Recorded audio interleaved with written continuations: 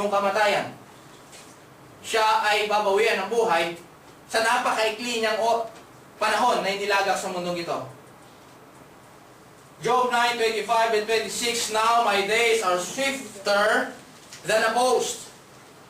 They flee away. They see no good. They are passed away as the swift ships, and the eagle that hasteth to prey.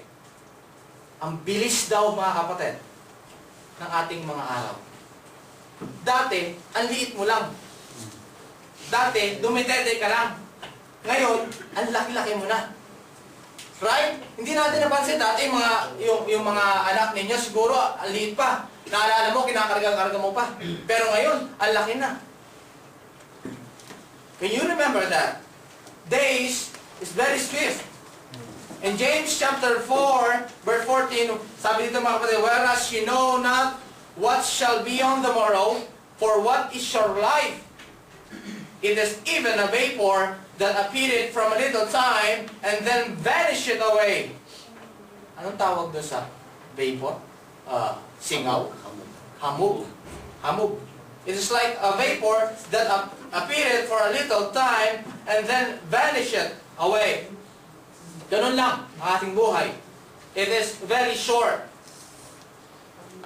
We have to redeem our time. It is precious because it is uncertain. It is uncertain. Mga kapatid, meron ba sa ating kalagitnaan ngayon na nasisigurado niyang bukas buhay pa siya? Meron ba? Na nakakasigurado ngayon sa ating kalagitnaan na bukas buhay pa siya? Of course, wala. Why? Because life is unpredictable. Life is uncertain. Hindi natin masabi kung bukas ay buhay pa tayo.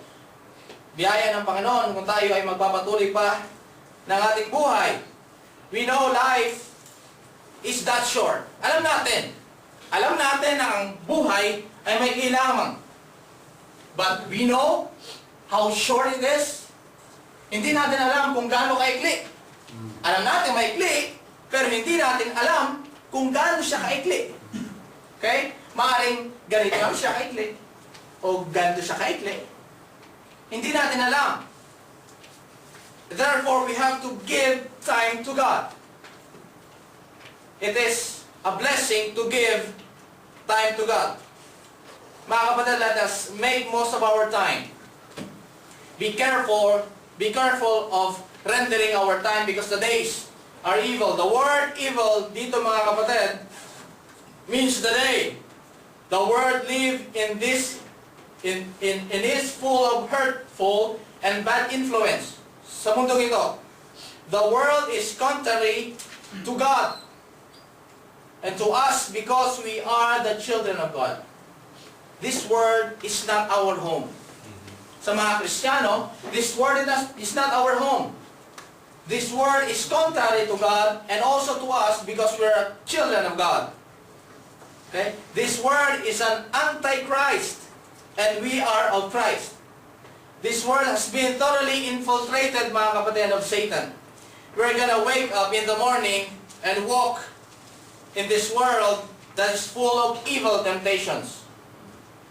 We are working against this world because we are a child of God. So better, mga kapatid, be alert and be sober and diligent. Naalala ko, mga kapatid, ang kasalanan daw. Kasi bilang isang Kristiyano, pag nagigising mo sa umaga, makikihalubilo ka sa mga tao, ang kasalanan ay nandyan lang.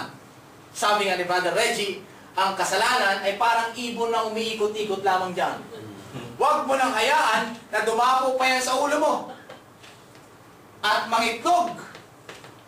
At nagtagturan. At mapisa. At magkaroon ng sisiw. Upang dumami sila. Huwag mo nang hayaan yan. At baka isipin mo, ay, ang cute naman ng sisiw na to. Huwag mong alagaan yung sisiw, hayaan mo yung kasalanan, huwag mong alagaan. Okay? Ang kasalanan, mga kapatid, ay nandyan lang. But we have to all to have a power of God in order for us to flee from sin. Amen.